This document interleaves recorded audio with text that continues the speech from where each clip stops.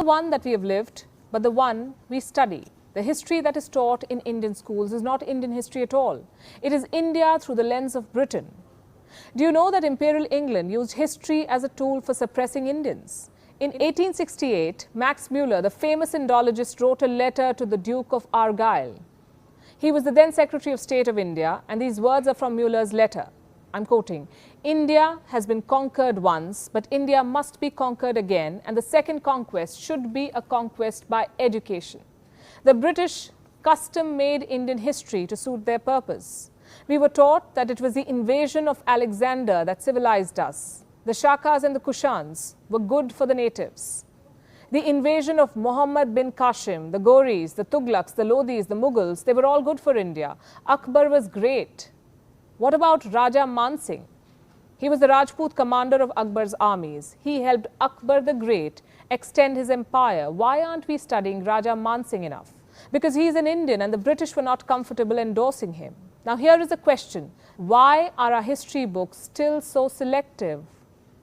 Our books mention Newton, but conveniently shrink passages on the 6th century mathematician Brahmagupta. Indians are not taught that it was one of their own who first developed numericals 1 to 9 and 0. Our history books have no mention of Vedic maths and how it inspired the world, or how the world learnt from the Hindu agricultural practices, how ancient India was the world's most favored trading nation, the influence of the Indian civilization on Southeast Asia. Also omitted from Indian history books is the Ahom dynasty.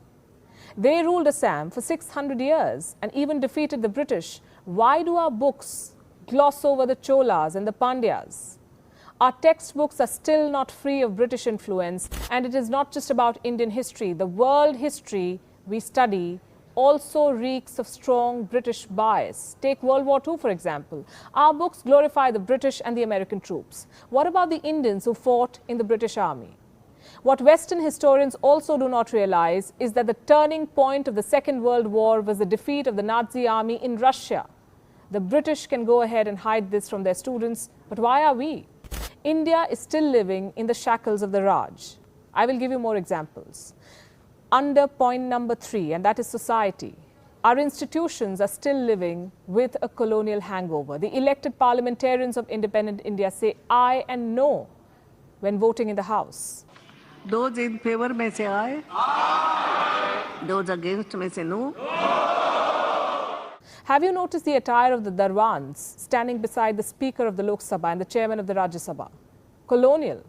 Judges in India are still referred to as my lord and your honor, lordship.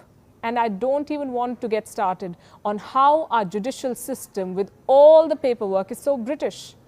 What about the use of sevadar or sahayaks in the Indian army? There has been so much hue and cry about it.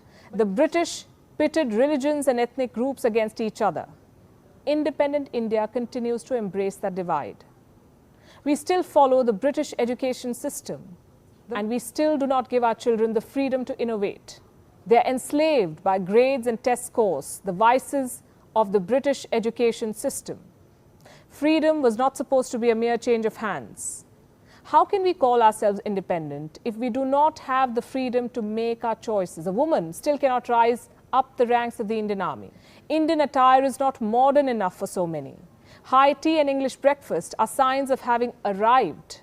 We wear gowns at graduation ceremonies. We shun dark skin. Our police forces still lathi charge. English remains a vehicle of social mobility. We love Shashi Tharoor for voluminous diction, but we question the need to be fluent in our vernacular. We know all about the British royal family, but we know nothing about the Satavahanas. The point I'm making is very simple. India has achieved a lot. No one can take away that from us. But many Indians still need to break free.